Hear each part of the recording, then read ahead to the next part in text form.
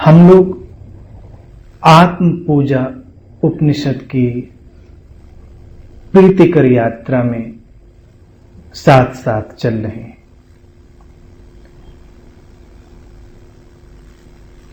पिछले सूत्र में हमने बात की अपने अंतस के चेतना के सूर्य की। यह उपनिषद इस अर्थ में अनूठा है कि ठीक इसके बाद जो आज का सूत्र है उसे सुने। उसमें वो पूर्ण चंद्रमा की बात करते हैं। सूत्र है, परिपूर्ण चंद्र अमृत रसैकीकरणम नैवेद्यम। अंतस के पूर्ण चंद्र के अमृत रस को इकट्ठा करना ही पूजा के लिए नैवेद्य है, परमात्मा के लिए भोग है। क्यों की होगी ऋषि ने ठीक सूर्य के बाद चंद्र की बात?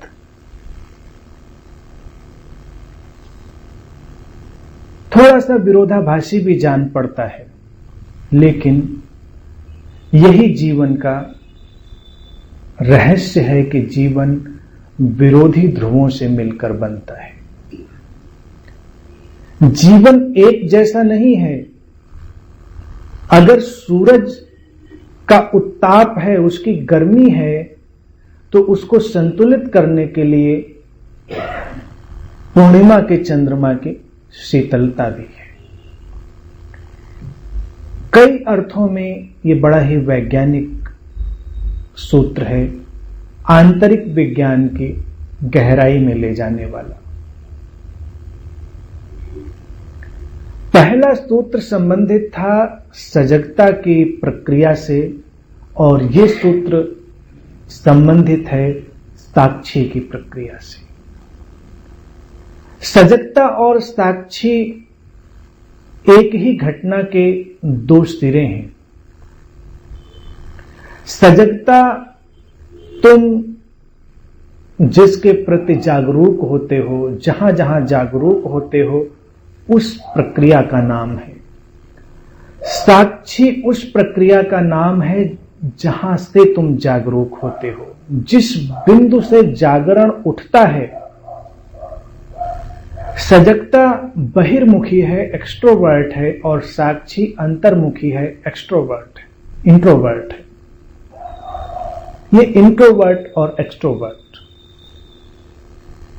अंतर्मुखता और बहिर्मुखता, इनको संतुलन देने के ये दोनों सूत्र हैं। सजगता जब किसी व्यक्ति के भीतर आती है तो तुम देखोगे कि उसके जीवन में एक गर्माहट आती है, उसके जीवन में एक ताप बढ़ता है। इसीलिए जब तुम प्रारंभ में किसी योगी को देखते हो, किसी ध्यानी को देखते हो, तो बड़ा ही तेजस्वी जान पड़ता है, जैसे प्रकाश फूटकर उससे कहीं बाहर निकल रहा हो। तुम उससे आंखें नहीं मिला पाते, तुम उसकी तेजस्विता से चकाचौंध हो जाते हो। लेकिन ये प्रारंभ है, ये मात्र यात्रा का प्रारंभ है। अंतिम बिंदु है साक्षी। जब साक्षी घटता है तो तुम्हारे भीतर एक शीतलता उतर आती है। सूरज का जो ताप था, जो गर्माहट थी, वो विदा हो जाती है, जैसे चारों ओर चांदनी बिखर रही हो, पूर्ण चंद्र की किरणें हर ओर बिखरी हुई हो और तुम उस शीतल चांदनी में बैठे हो। यह बुद्धत्व है। साक्षी में स्थित हो जाना बुद्धत्व है, और बुद्धत्व आक्रांत नहीं करता, आक्रमण नहीं करता। बुद्धत्व तुम्हें घबराहट पैदा करने वाला नहीं होता। जब तुम किसी संबुद्ध व्यक्ति के साथ होते हो, किसी संबुद्ध सद्गुरु के साथ होते हो, तो वो अनुभव ऐसा ही होता है जैसे पूर्ण चंद्र की चांदनी में बैठे हो और कहीं कोई अमृत रस भीतर धीरे धीरे गिर रहा है, कहीं भीतर अमृत का कोई बोध तुम्हारे उतर रहा है, तुम जीवन की सीमाओं से पार उठ रहे हो। और जब तुम यात्रा के प्रारंभिक बिंदु वाले किसी साधक के साथ होते हो जिसके अंदर सजगता तो घनी हो गई है, लेकिन अभी बहिर्मुखी बिंदु जागृत हुआ है, सजगता साक्षी में रूपांतरित नहीं हुई है, वो व्यक्ति तुम्हें दूर से ही दिखाई दे जाएगा, क्योंकि उसमें एक ताप है और शीतलता ऐसी है कि उसे खोजना पड़ता है।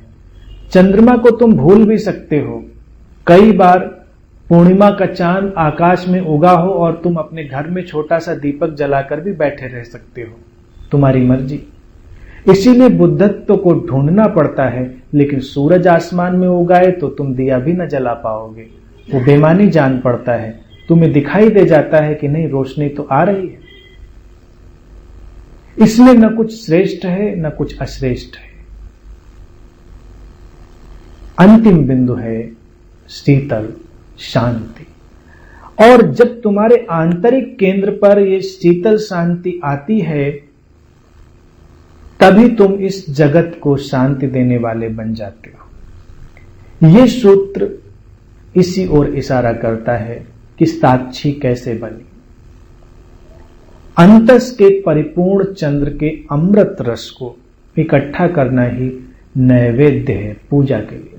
तुम परमात्मा की पूजा करने के लिए बहुत सारा भोग अर्पित करते हो, उसको कुछ अर्पित करना चाहते हो जो नैवेद्य बन सके, लेकिन कहां बनता है? परमात्मा कौन सा भोजन ग्रहण करेगा? तुम्हारी मिठाई, तुम्हारे भोज्य पदार्थ, तुम्हारी तरह तरह की चीजें तो परमात्मा ग्रहण करने वाला नहीं। और तुम भी ये जानते हो, अच्छा है, शुभ है, सुंदर है, खेल का चलते रहना, उसमें कोई बुराई नहीं है। लेकिन जब तुम वास्तविक परमात्मा का साक्षात्कार करना चाहोगे, तब तुम्हें इस साक्षी का ही भोग लगाना होगा। उस परमात्मा को एक ही भोग चढ़ता है, साक्षी का। जैसे ही तुम कहीं क्षण भर के लिए भी अपने केंद्र में जागते हो, तुम्हारे अंदर अपरिसीम ऊर्जा जाग कर तुम्हें घेर लेती है। तुम पाते हो कि तुम अनंत हो, असीम हो, तुम छोटे नहीं हो, क्षुद्र नहीं हो। यही तो परमात्मा के लिए भोग है। विराट को विराट का ही भोग लग सकता है। साक्षी विराट है। सजगता तुम्हें कई बार सीमित भी बना देती है। तुम सजग हो रहे हो और एक बिंदु पर तुम तनावग्रस्त हो जाते हो। इसीलिए प्रायः योगी तनावग्रस्त पाए जाते हैं। वो आनंदित हैं क्योंकि ऊर्जा का प्रवाह प्रारंभ हो गया है, लेकिन ये ऊर्जा ऐसी है कि कोई नदी तीव्र वेग से दौड़ रही है, अनियंत्रित, वो तनाव भी पैदा करती है। अब इस तीव्र वेग से दौड़ती ऊर्जा की नदी को संतुलित और संस्वरित भी होना है, हार्मोनाइज्ड होना है, उसे व्यवस्थित होना है। उस व्यवस्था से शांति अवतरित होती है। और यह सूत्र तुम्हारे अंदर के स्त्री ऊर्जा और तुम्हारे अंदर की पुरुष ऊर्जा की ओर भी इंगित करते हैं। चेतना का सूर्य तुम्हारे अंदर की पुरुष ऊर्जा को सक्रिय करता है और चंद्रमा, परिपूर्ण चंद्रमा का जो अनुभव है, अंतस का चंद्र, वो तुम्हारी स्त्री ऊर्जा का अनुभव है।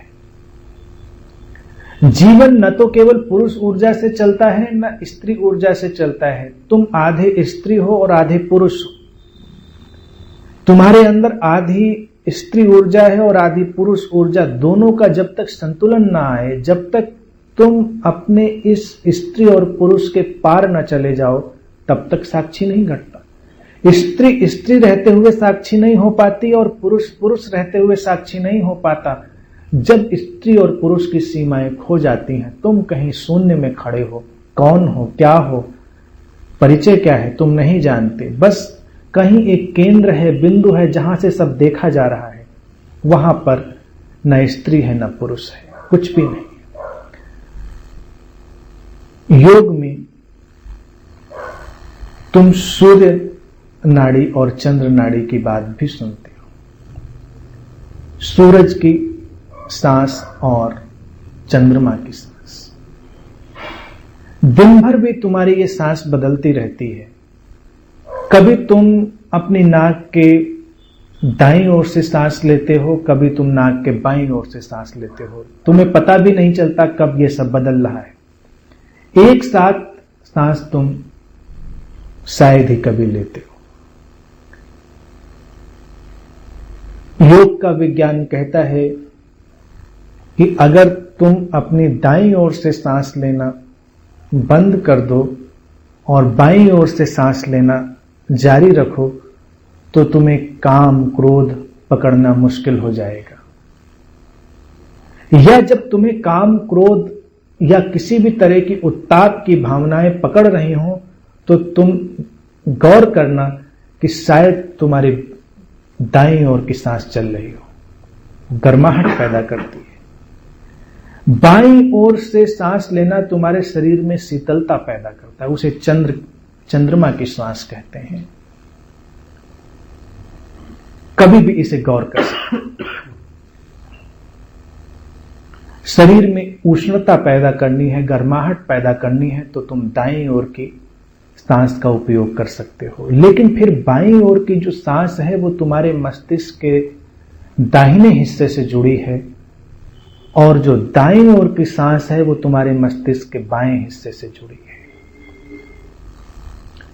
बाईं ओर की जो सांस तुम्हारे मस्तिष्क के दाहिने हिस्से से जुड़ी है वो तुम्हारी अंतः प्रज्ञा का, भावना का, प्रेम का, इंट्यूशन का केंद्र है। और जो दाईं ओर की सांस तुम्हारे मस्तिष्क के बाएं केंद्र से जुड़ी है वो तर्क का, व्यवहार कुशलता का, नीति का, शब्द का केंद्र है। दायां केंद्र मौन का है और बायां केंद्र मुखरता का। अब इन ऊर्जाओं में एक संतुलन आना होता है, एक से काम नहीं चलता। जैसे तुम देखो, तुम बहुत तर्क करने लग जाओ,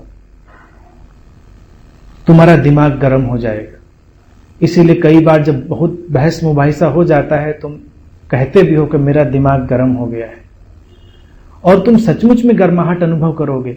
और अगर ये तर्क वितर्क बहुत तीव्रता से चल जाए तो तुम पसीने पसीने हो सकते हो। कभी कभी ऐसा होता है कि तुम बहुत जोर शोर से बहस कर रहे थे और तुम पाते हो कि तुम्हारी सांसें तेज हो गई हैं, तुम पसीना पसीना हो गए हो। और कभी तुम ध्यान में मौन में बैठे हो,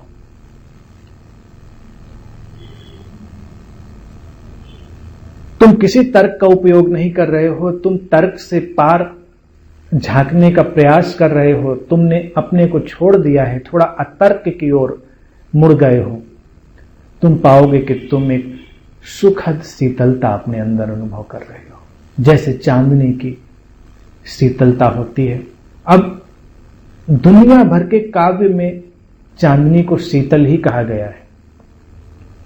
वो चाहे सर्दी की ऋतु में हो या गर्मी की ऋतु में, चांदनी शीतल होती है। कौन सी शीतलता है चांदनी? एक कोमल शांति। वो कोमल शांति शीतल करने वाली होती है। ऐसा नहीं कि तुम बड़ी ठंडक अनुभव करने लग जाओगे, हो सकता है ठंडक भी अनुभव करो, लेकिन वो ठंडक ऐसी नहीं होगी कि तुम्हें चुभने वाली हो, तुम्हें परेशान करने वाली हो, वो सुख देने वाली होगी। तो यहां पर पहले सूत्र में ऋषि तुम्हारी पुरुष ऊर्जा को सक्रिय करने की बात कहता है और दूसरे सूत्र में वो तुम्हारी स्त्री ऊर्जा को सक्रिय करने की बात कहता है, और दोनों की सक्रियता में संतुलन। तभी वो कहता है अमृत रस का इकट्ठा करना। स्त्री और पुरुष ऊर्जा के संतुलन में ही अमृत रस की वर्षा होती है, जब तुम्हारे आंतरिक केंद्र पर ऊर्जा संतुलित होती है। स्त्री और पुरुष का बाहरी तल पर जो आकर्षण है वो भी इसी अमृत की छाया की खोज है। कि तुम्हें कोई सुख मिलता है अनजाना सा, तुम नहीं जानते कौन सा सुख मिल रहा है, लेकिन कुछ खींचता है, वो आंतरिक अमृत जो कभी किसी अनजाने क्षण में तुमने अनुभव किया है अचेतन ढंग से, और वो तुम्हें आकर्षित करता है। लेकिन जब जागरूकता पूर्वक तुम अपने भीतर उस केंद्र को अनुभव कर लेते हो, तो तुम सचमुच में उस अपरिसीम सुख का अनुभव करते हो, जिस सुख की तलाश में तुम क्षणिक सुख के पीछे पीछे भागते हो। क्षणिक सुख व्यर्थ नहीं है, बेकार नहीं है, वो तुम्हारे लिए अपरिसीम सुख की झलक लाते हैं। लेकिन उस झलक पर सवार होकर अगर तुम असीम की ओर चले जाते हो तो सार्थक है, और अगर सीमित में रुक जाते हो तो फिर वो तुम्हें भटकाने वाले हो जाते। अपने जीवन के हर पहलू के प्रति जागरण, यही आत्म पूजा उपनिषद का छुपा हुआ संदेश है। अब तुम देखो कि तुम अपने भीतर कहीं ऐसा तो नहीं है इन दोनों ऊर्जाओं में से किसी न किसी ऊर्जा का दमन करते रहते हो। स्त्री शरीर में होने मात्र से कोई स्त्री स्त्री नहीं हो जाती, और पुरुष शरीर में होने मात्र से कोई पुरुष पुरुष नहीं हो जाता। तुम शब्द, मौन, तर्क, अतर्क, इन सारी चीजों को जब देखोगे, अपने भीतर भावना के, गणित के इन सारे केंद्रों को, व्यवहारिकता के और अंतः प्रज्ञा के इन सारे अनुभवों को जब जाग कर देखोगे, तो तुम्हें दिखाई देगा कि तुम्हारे अंदर अलग अलग व्यक्तित्व हैं, अलग अलग ढंग से तुम व्यवहार करते हो। किसी एक परिस्थिति में तुम अलग जैसे हो जाते हो, दूसरी परिस्थिति में अलग जैसे हो जाते हो, क्योंकि तुम्हारे भीतर के अलग अलग ऊर्जा के स्वरूप उस क्षण तुम्हारे ऊपर हावी हो जाते हैं। तब तक तुम्हारे जीवन में स्थिरता नहीं आती, व्यवहार में एक समस्वरता नहीं आती, जब तक साक्षी का केंद्र नहीं उभरता। इसीलिए एक व्यक्ति से अगर 24 घंटे में तुम कई बार मिलो या लगातार 24 घंटे देखो, सुबह वो कुछ जान पड़ेगा, दोपहर कुछ जान पड़ेगा, रात कुछ जान पड़ेगा। लगेगा कि जैसे एक आदमी के भीतर कई आदमी, एक इंसान के भीतर कई इंसान छुपे हैं जो बीच बीच में निकल कर आते हैं। ये ऊर्जा के बदले हुए चेहरे। साक्षी जो कि अपरिवर्तित है। अमृत किसे कहते हैं? अमृत जो मरता नहीं, जो मिटता नहीं, ये अर्थात जो बदलता नहीं, जो अपरिवर्तनीय है। अमृत का अर्थ है जो अपरिवर्तनीय है। अमृत अर्थात इटर्नल, सनातन। जिसके भीतर वो सनातन धारा आ गई है, वो तुम्हें एक जैसा दिखाई देगा। भारतीय दर्शन में इसीलिए एक बड़ी सुंदर परिकल्पना की गई कि देवों के देव महादेव कैलाश शिखर पर रहते, सर्वाधिक ठंडी जगह। शिखर है चेतना का और बिल्कुल ठंडा, शीतल। और देखो उनके सिर पर चंद्रमा भी बना दिया है। अब लोगों को लगता है बालों में चंद्रमा लगाकर घूमते होंगे। बालों में कौन चंद्रमा लगाकर घूम सकता है? ये केवल प्रतीक है उस परिपूर्ण चंद्र का जो उनके अंदर उतर आया है। जो चेतना के शिखर पर पहुंच जाता है, उसके भीतर वही शीतलता आ जाती है जैसे कैलाश शिखर पर है।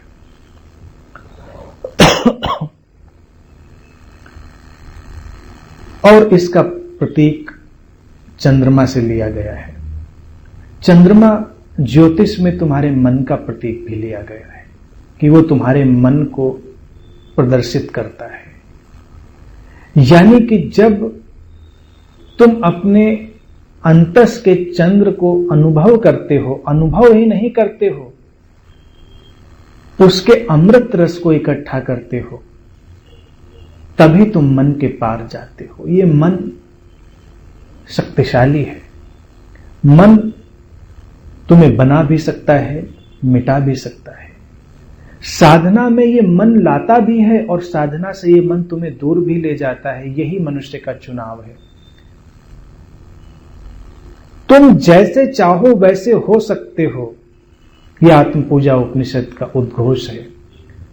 इसीलिए वो चंद्रमा के प्रतीक को लेकर आते हैं कि मन,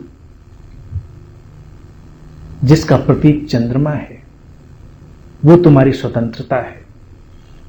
तुम ऊपर जाना चाहो ऊपर जा सकते हो, कैलाश शिखर पर स्थित हो सकते हो। तुम नीचे जाना चाहो तो नीचे जा सकते हो, कोई तुम्हें रोकने वाला नहीं। अगर तुम्हें जबरदस्ती ऊपर भी भेजा जाए तो भी मुक्ति नहीं होगी, और जबरदस्ती तुम्हें नीचे भेजा जाए तब भी मुक्ति नहीं होगी। तुम चुनाव कर सकते हो, इस मन पर काम कर सकते हो। मन पहले तो भटकाने का काम करता है, लेकिन जब तुम पहले सूत्र के आधार पर जागरूक होना प्रारंभ करते हो, एक एक मन की हलचल पर सजग होना प्रारंभ करते हो, तो यही मन क्रिस्टलाइज होने लगता है। अभी मन बिखरा बिखरा है, फिर वो क्रिस्टलाइज होता है, इकट्ठा होता है, संघनित होता है, और तब वो एक ऊर्जा ग्रहण कर लेता है।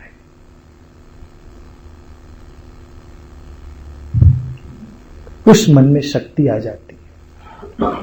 हर मन में शक्ति नहीं होती। मन शक्ति का स्रोत है, लेकिन वही मन जो अब इकट्ठा हो गया है, जो बिखरा बिखरा सा नहीं है, जो सजगता के अभ्यास के साथ इकट्ठा हो गया है, वो मन शक्तिशाली। जैसे बिखरी बिखरी सी किरणें एक जगह पर आ गई हैं और वो किरणें आग भी लगा देती हैं।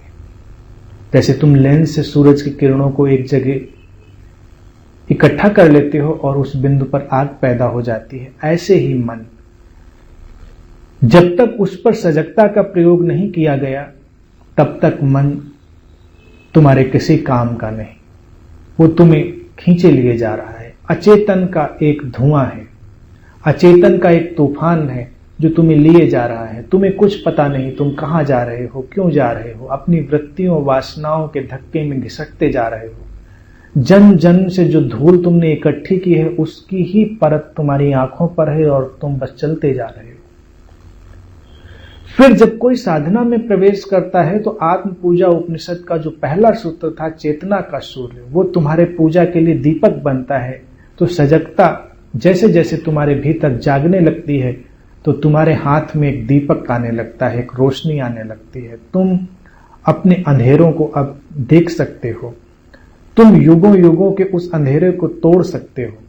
पहला सूत्र इसी ओर इंगित करता था। अचेतन अति प्राचीन है, लेकिन उसको तोड़ने के लिए तुम्हारी सजगता का एक क्षण भी पर्याप्त है। इसीलिए उसमें दीपक का उपयोग किया कि दीपक किसी भी अंधेरे को तोड़ देता है, और वो दीपक बाहरी तौर पर है, अंदर तो वो चेतना का सूर्य बन जाता है।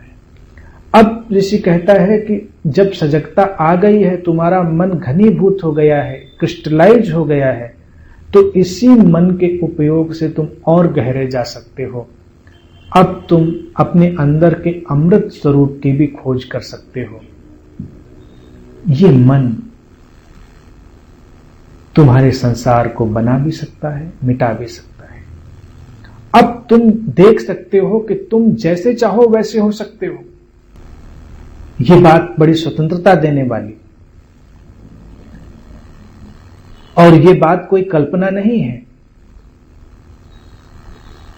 तुम आज जैसे भी हो, थोड़ा सा संभालो अपने आप को, थोड़ा अपने आप को झटका दो, और तुम पाओगे कि नहीं, तुम्ही ने ऐसा बनाया है अपने आप को। यानी कि अब तुम सृष्टि के एक अनियंत्रित स्वरूप के बजाय सृष्टा बनने की ओर आ गए हो। सृष्टा का भाव अमृत का भाव है कि तुम अपने जीवन को रच सकते हो। तुम बने बैठे हो, तुम यकीन मानो कि तुम बने बैठे हो। तुम अपने अंदर जागना ही नहीं चाहते, उस अमृत स्वरूप को खोजना ही नहीं चाहते। यही तो मन है, ये मन का अंतिम सिरा, अंतिम किनारा, उसी का प्रतीक चंद्रमा है। अब इस मन को अपने अंतिम सिरे पर जाने दो और देखो कि कैसे अपने जीवन के तुम सृष्टा हो सकते हो। और एक बार जैसे ही तुम्हें दिखाई देता है कि इस जीवन के तुम सर्जक हो सकते हो, क्रिएटर हो सकते हो, बस तुम्हारी सारी दौड़, तुम्हारी सारी महत्वाकांक्षा, तुम्हारी सारी उत्तेजना गिर जाती है और तुम साक्षी हो जाते हो। साक्षी है तुम्हारे भीतर के सारे महत्वाकांक्षा के उत्ताप का गिर जाना। व्यक्ति कुछ होना चाहता है, कहीं पहुंचना चाहता है, किसी जगह पर, संसार की कोई जगह हो या अध्यात्म की कोई जगह हो, साधना में भी दौड़ा जा रहा है, ध्यान में, समाधि में, बुद्धत्व में कुछ हो जाना है, बीच बीच में चिल्लाता भी कुछ होता नहीं। क्या चाहिए? तुम्हें लगता है कि तुम बुद्ध नहीं हो रहे हो अभी, तुम्हें लगता है कि तुम अभी शायद चेतना के उस शिखर पर नहीं आ रहे हो और तुम्हें यह पता भी नहीं कि शिखर पर आकर करोगे क्या। शिखर पर आकर नीत्शे कहता है कि व्यक्ति बड़ा अकेला हो जाता है। नीत्शे ने कहा उस अकेलेपन में परमात्मा ज्यादा दिन जी नहीं सका, क्योंकि परमात्मा चेतना के शिखर पर पहुंचा तो अकेले कितने दिन रहता। तो शिखर पर कोई नहीं रहता, शिखर से फिर नीचे आना पड़ता है।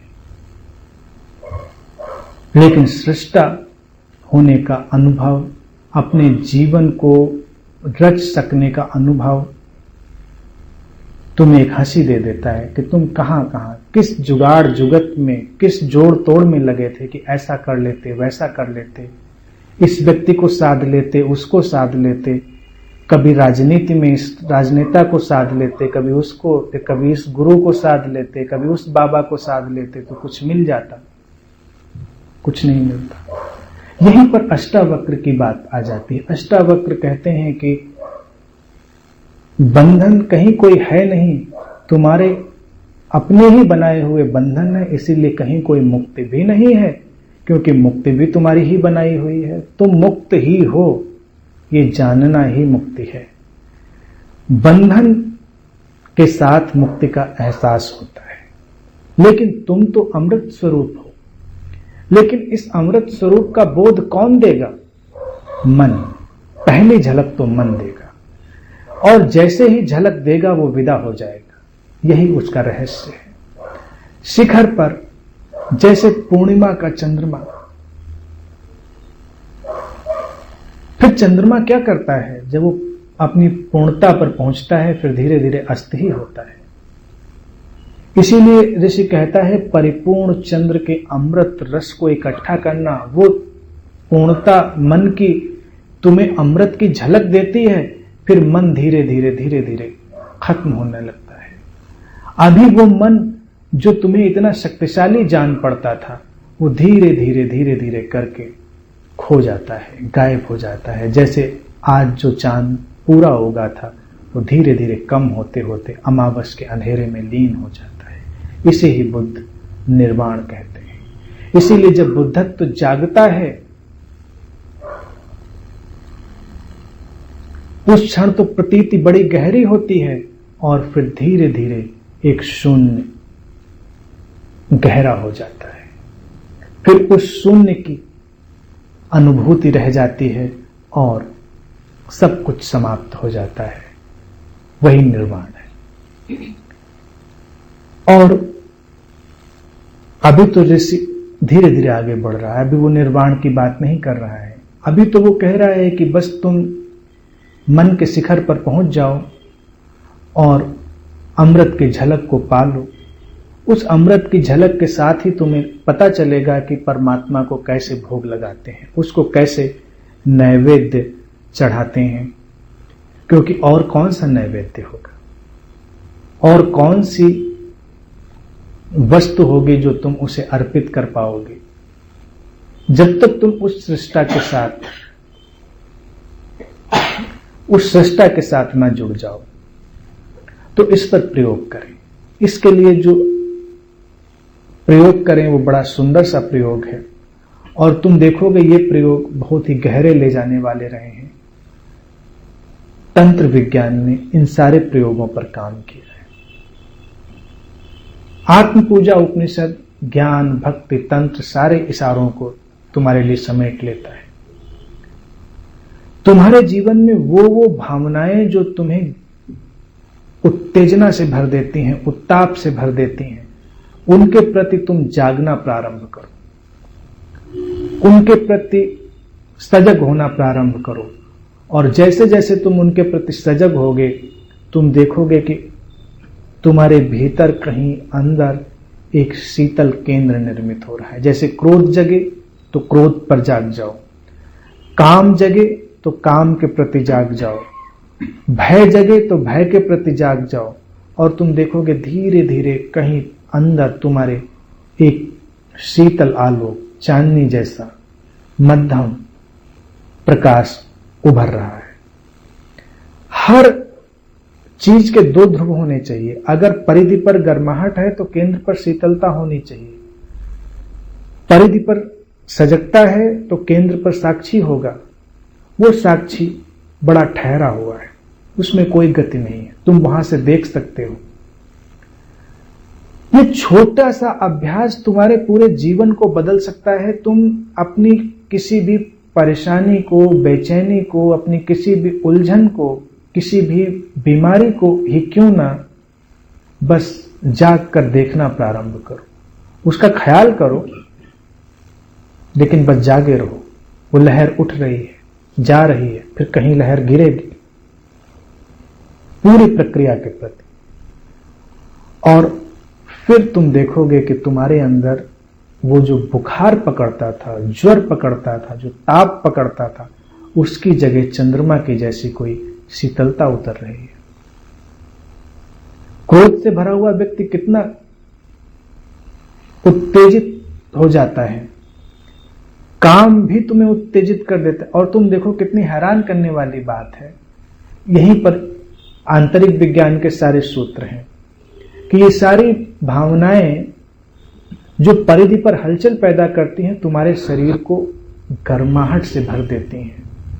तुम अपने शरीर में एक ज्वर अनुभव कर सकते हो, और जब साक्षी उभरेगा, इनके प्रति तुम जागते रहोगे, जागते रहोगे, साक्षी उभरेगा, तुम देखोगे सारा ज्वर विदा हो गया है। स्वास्थ्य परिपूर्ण चंद्र की शीतलता है, परम स्वास्थ्य परिपूर्ण चंद्र का अमृत रस है। सब कुछ ठहरा हुआ, निस्तरंग हो गई झील, कहीं कोई तरंग नहीं उठती। अगर तरंग उठती भी है, कोई लहर उठती भी है, तो तुम बस कहीं दूर से उसे देखते हो।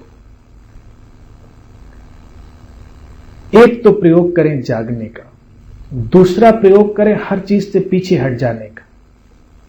जैसे कि ये तुम्हारा नहीं है, ये किसी और का है, और तुम बस उसे कहीं दूर से देख रहे हो।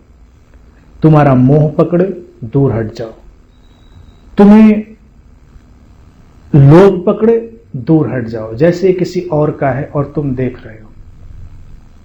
कोई भी भावना पकड़ जाए, भय पकड़े, चिंता पकड़े, थोड़ा दूर हट जाओ, जैसे किसी और की है। तुम यकीन मानो, ये चीजें तुम्हें एक गहरा स्वास्थ्य भी देंगी, क्योंकि बहुत सारी व्याधियां आसक्ति की हैं कि तुम इतने अधिक जुड़ गए हो, इतने अधिक ऑब्सेस्ड हो गए हो कि तुम परेशान हो गए हो। दूरी पूरा परिदृश्य बदल देती है, तुम्हारे लिए सब कुछ बदल जाता है। तुम्हें पीड़ा हो रही है, मैं कहूंगा, तुम कहोगे नहीं ये बहुत कठिन है, ऐसा नहीं हो सकता, ये सब कहने की बातें हैं, ये फिलॉसफी है। लेकिन थोड़ा दूर हटो, जैसे किसी और को हो रही है, पीड़ा हो रही है, तुम उसे देख रहे हो, और तुम्हारी पीड़ा भी बदलेगी, वो कम होगी, बदलेगी, रूपांतरित होगी। उसका प्रयोग अभी कर सकते हो। किसी न किसी के अंदर कोई ना कोई पीड़ा इस समय होगी। एक आध व्यक्ति ऐसा कोई भी हो, उसका प्रयोग करे, थोड़ा दूर हट जाओ। हाँ, ये दर्द है और मैं इसे देखता हूं, बदलने लगेगा। सजगता की लहर पर सवार होगे और सजगता के ही दूसरे ध्रुव साक्षी की ओर तुम यात्रा कर जाओगे। वो साक्षी अमृत रस है। आत्म पूजा उपनिषद उसी की ओर इंगित कर रहा है कि साक्षी हो जाए, और तब वही साक्षी तुम्हारा नैवेद्य बनता है। आज के लिए इतनी ही